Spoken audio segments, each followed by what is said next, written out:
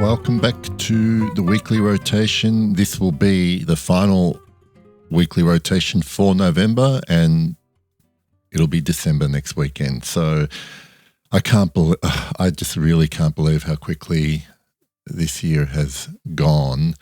Although it still seems that when I think about things that happened earlier in the year, they seem so far away. So anyway, I think it's just age. The older you get, the faster time goes. Let's get straight into the week. I didn't wear many samples this week, and in fact, it happened by accident. There were actually a few days this week where I wore two of the same from the same brand. But let's start off with Monday.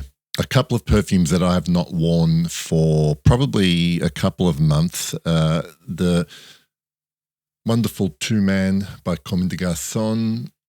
What can I say about this? This has, for a woody, kind of fruity perfume, it is an incense. Incense plays a big part. It is still unique and unlike anything I've ever smelled before, and it is totally a Comme des Garçons perfume, if you ask me. But everything is so captivating when you smell this. From the fizzy aldehydes that I think they're responsible for creating that sort of snuffed candle accord that people always talk about, and it's definitely there, that smokiness, that fruit, that really unique kumquat note in the opening. And then there is vetiver in here, but even the vetiver smells really clean and polished compared to a lot of other sort of more earthy, thicker kind of vetivers. Two Man is definitely a great starting point if you haven't explored Comme des Garçons yet. I would highly recommend it.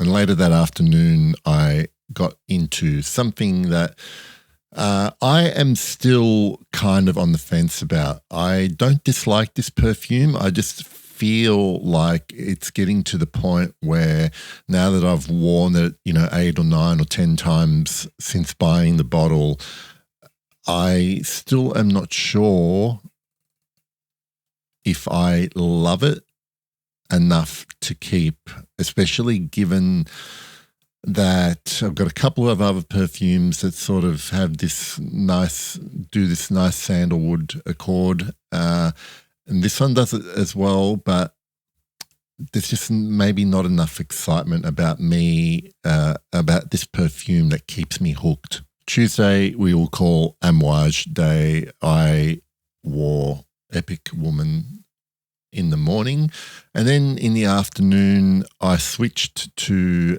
the now discontinued Fate Woman, which I have a decant of. I'd say there's probably, 15 ml left there. I used to have a bottle, but I ended up selling it and keeping a fair amount of juice.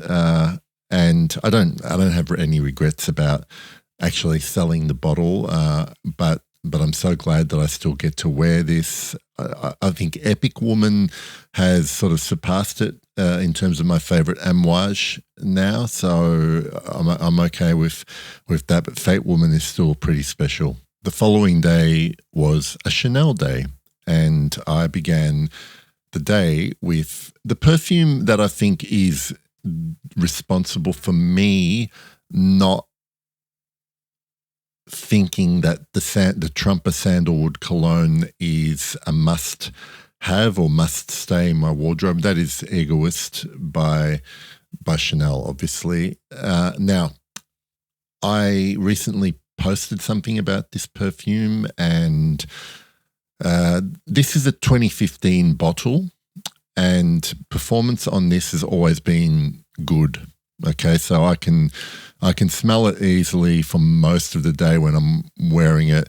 It's not a huge projector, but I know that it's on my skin, and I've been told by one or two people that current versions of Egoist perhaps still smell good, but are lacking in longevity. Now, I will need to check that for myself because everyone's skin is different, and obviously, some people can get nose fatigue from things and think that something is not lasting.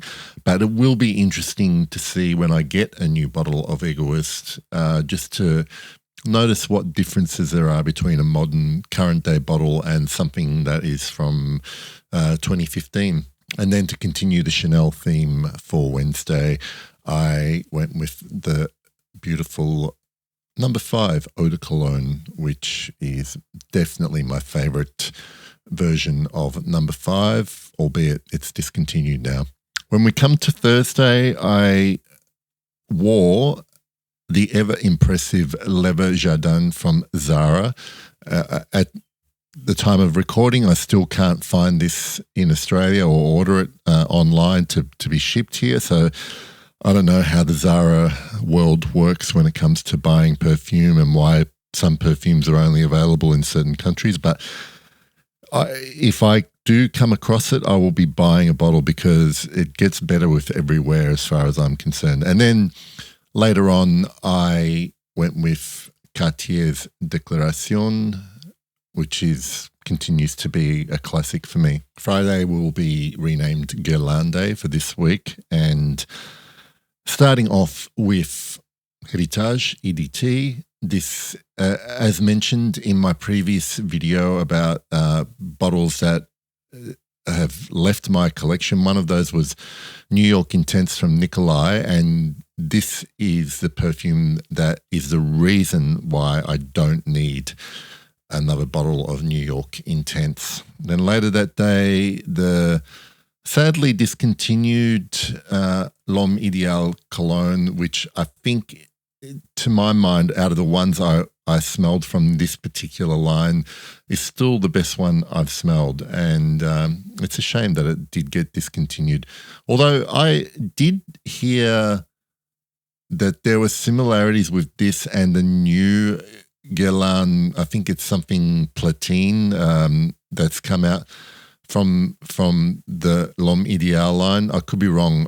If you don't know what I'm talking about, I'll post a picture of that particular perfume up here.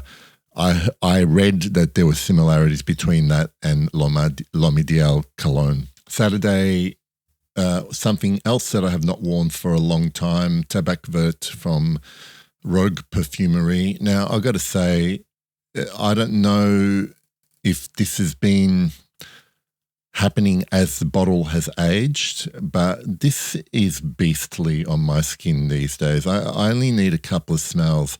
It projects really well. Like I'm always aware of the smell of this perfume on my skin, and it lasts, as until I wash it off.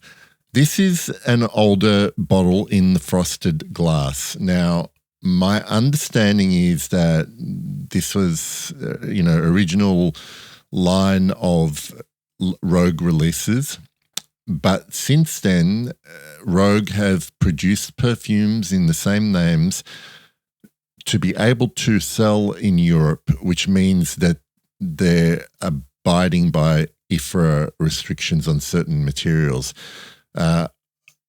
I don't know. I really don't know, and I'm curious to find out if I went to buy a new Tabac Vert, how different it would be to this one as well. So, I mean, I've only gone through half a bottle, so I should have this for a few more years at least.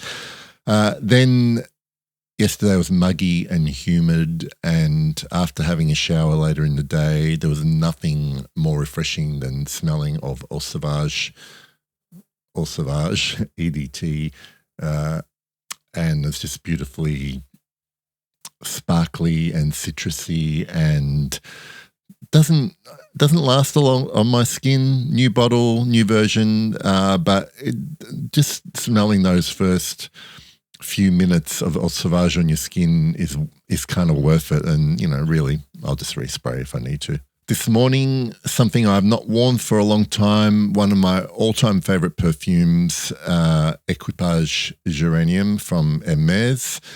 And to end my week, and my weekend and see me through Classical from Anat Fritz, one of my favorite vetivers. Lavender is prominent. Patchouli, faulty sprayer. There we go. Cedar in the base. It's just, I feel like I'm going to a meditation retreat when I spray this on. Not that I've spent a lot of time in meditation retreats, but there's just something tranquil and calming about this perfume. Oh. This vetiver note, I'm not sure what type of vetiver is used in here or what it goes into making this accord, but if you love vetiver and you can deal with the other notes in this perfume, lavender, patchouli, then I can't recommend this highly enough for vetiver lovers. So that's Anat Fritz Classical, funny little, what do you call this, crochet on the bottle. It's one of the more different looking bottles that I own. That's my weekly rotation this week. No particular highlights or lowlights. I really enjoyed wearing some of my favorite bottles that I had not worn for a long time. And, like I'm kind of looking forward to the end of the year and seeing what I end up having worn the most for 2023 and doing something different next year with the weekly rotations. We'll see. But thank you for watching. As always, I really appreciate your support and you being here. Like the video if you did like it. And if you want to comment, leave a comment. I'll see you all soon. Bye.